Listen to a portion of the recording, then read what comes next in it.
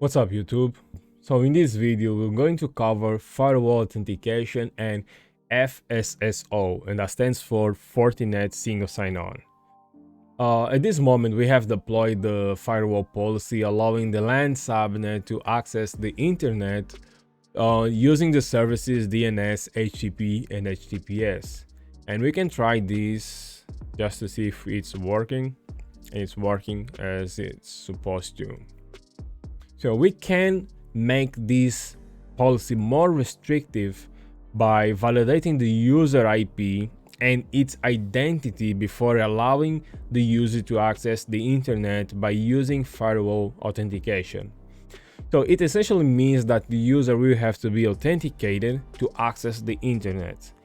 And there are different ways to achieve this. We can create an account directly on FortiGate, or we can rely on an external authentication server such as a radio server or the Active Directory.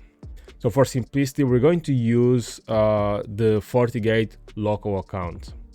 So we're going to navigate to user and authentication, user definition, and we're going to create a new account for Silesia.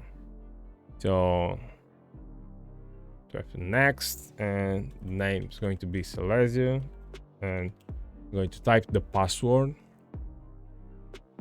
and we're going to leave as enabled and submit. Okay, so now we're going to place this user inside a user group. We're going to create a user group and we're going to name it FortiGate users, and the type will be firewall, and we're going to add Silesia to this group, and we're going to save this. Next, we're going back to our policy and we're going to edit the rule. I can double click on it, and at the source I'm going to add the user group we just created, and that's FortiGate users, and I'm going to add it. So now we're not only validating the IP, but also if the user is part of this group. And we're going to see this in a moment. So let's save this. Okay, let's try to open Wikipedia once again. And we're being denied.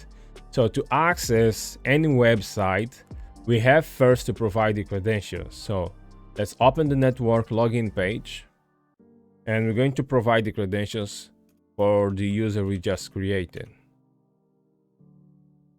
So it should be authenticated, and it was, and we can refresh the page and we are able to access the Wikipedia page. So this method of firewall authentication is considered to be active because FortiGate asks the user credentials whenever it tries to access the internet. Another method is to authenticate the user passively. It means that the FortiGate will rely on an external authentication server, such as the Active Directory, to know whether the user was already authenticated. This process relies on FSSO, and that stands for Single Sign-On, which essentially means that if a user was already authenticated, he doesn't have to re-authenticate again to access other resources. So FortiGate will take advantage of this process. Again, there are different ways to implement FSSO, and we're going to use the recommended one, and that's the agent mode. With agent mode, we're going to install a software on the Active Directory, and it will monitor the login events and forward them to the FortiGate. Okay, so first we're going to download the agent from support.fortinet.com, and we're going to navigate into firmware image to download, and we'll select FortiGate, and then we're going to click on the tab download, and you're going to navigate to the FortiGate version, and at this moment we are using the version 7.2.0, and inside this folder there is another folder, FSSO, and there you have to select the file FSSO setup and select the version that is compatible with your operating system.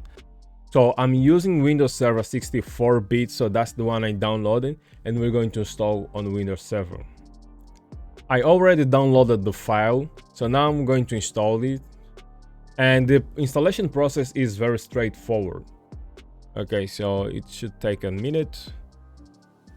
Okay, so we're going to click on next. We're going to accept the agreement terms. We're going to keep it default. And here we have to provide a user account with admin rights. So I'm just going to use the default one, administrator. And I'll leave everything as default and we'll begin installation. The collector agent installation is completed, so let's launch the DC agent. We're going to leave the default configuration. We're going to click on next. We're going to select the domain we want to monitor and click on next. And we can select here if we want to remove some users from being monitored. So we're going to leave default. And we're going to select the working mode as agent. And we're going to click on next. And it's going to prompt us to reboot the Windows Server. So I'm going to click yes. Let's close this. Next. And the server is going to reboot. Okay, the server is back online. So there is one more setting that we have to adjust. And we have to set the password on this side of the server that has to match on the FortiGate, and we're going to see this in a moment. I'm going to type the password. We're going to apply.